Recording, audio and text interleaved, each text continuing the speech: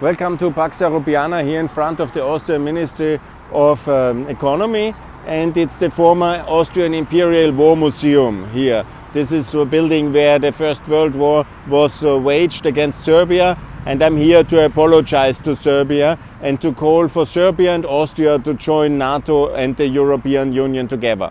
Austria is already in the EU, it has achieved that in 1995, but for Serbia to be in the European Union and in NATO, and Austria in NATO, and obviously before to be Bosnia and Kosovo in NATO and in the EU and all in the Euro. And this must be accompanied by a peace process, a reconciliation process between Austria and Serbia, starting with your official apology for our past crimes to Serbia.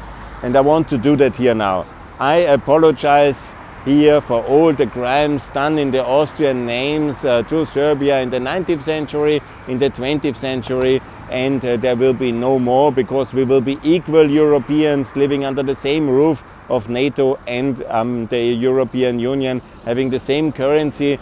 But we have to start with the currency now for Serbia in exchange for the recognition of Kosovo, and we have to start with joint NATO process, Bosnia first, Kosovo first, and then Austria and Serbia to be united in membership of NATO. And this will be the peace process when Austria will overcome its past crimes.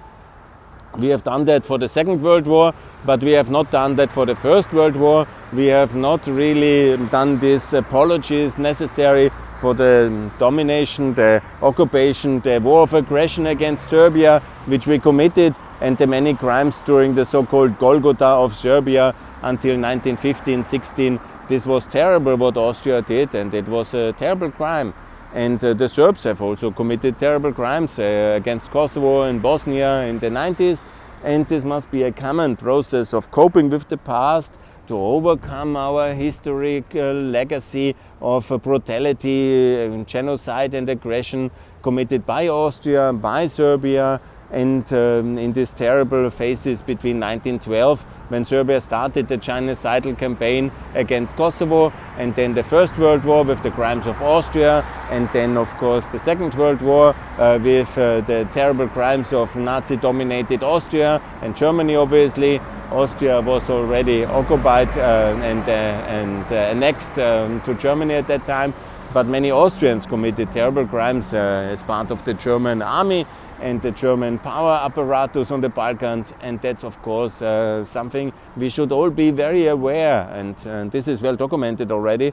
And contrary to what many of the Serb extremists and Nazis say against me on YouTube and on Twitter, I'm very well aware of all these crimes, and I really regret all them. I've apologized, but it's the Nazis in Serbia which are not aware of their crimes against Kosovo Albanians, against Bosnian Muslims, and they are the real Nazis of today. And with them, of course, we cannot build a European Union. They will never be ready. They should leave and go to Russia, the country they love so much. And that's I recommend them how much they would love to live under Putin and their senseless tweets and opinions, which they devote them, would be investigated by the KGB very fast. Anyhow, all the Serbs want to live in Austria, and nobody wants to live in Russia, so that's anyhow a ridiculous debate in many ways. Yeah? Even the Russians are coming now to Serbia and are surprised how pro-Putin the Serbs are. That's quite an interesting debate, but that's for another story.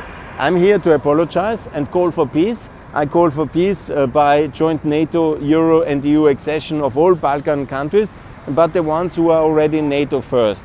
Albania, Macedonia and Montenegro need to be in 2024 in the European Union to show and also adopt the Euro. That's very important, the Albanians and the Macedonians, the Bosnians, to make it feasible and clear to the Serbs they will be utterly isolated if they don't join.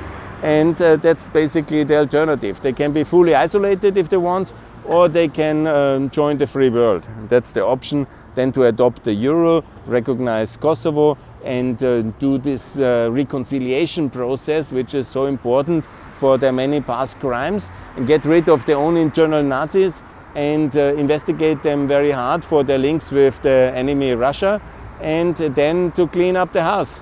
That's the way. That's how the Austrians joined the European Union. Without the painful years of Waldheim, we would never have been ready. And still we have a lot of anti-Americanism. Unfortunately, in the top of the buildings, in the institutions, there's much of that unfortunately left, because we are not ready to join NATO under the current leadership, and that must also be changed, because it's disgraceful that now Sweden and Finland are getting the membership of NATO and Austria is left behind. It's very disgraceful, and I'm very sorry for that. Yeah. And there can be no peace until not Austria confesses its sin of anti-Americanism and anti-NATO left-wing and right-wing populism.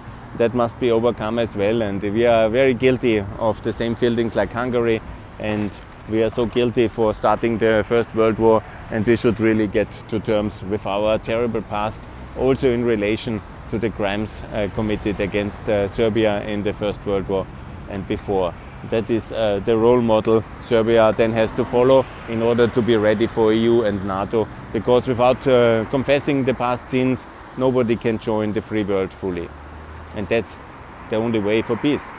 And that's why we need this reconciliation process, and that's what I call for. No better place than this here, in front of the Austrian Imperial War Ministry, where so much crimes were committed in the First World War, and so much incompetence. And only inside NATO there will be peace, and that's also very important for Austria. Thanks a lot. From Pax Europiana, more to come here from Austria. Bye.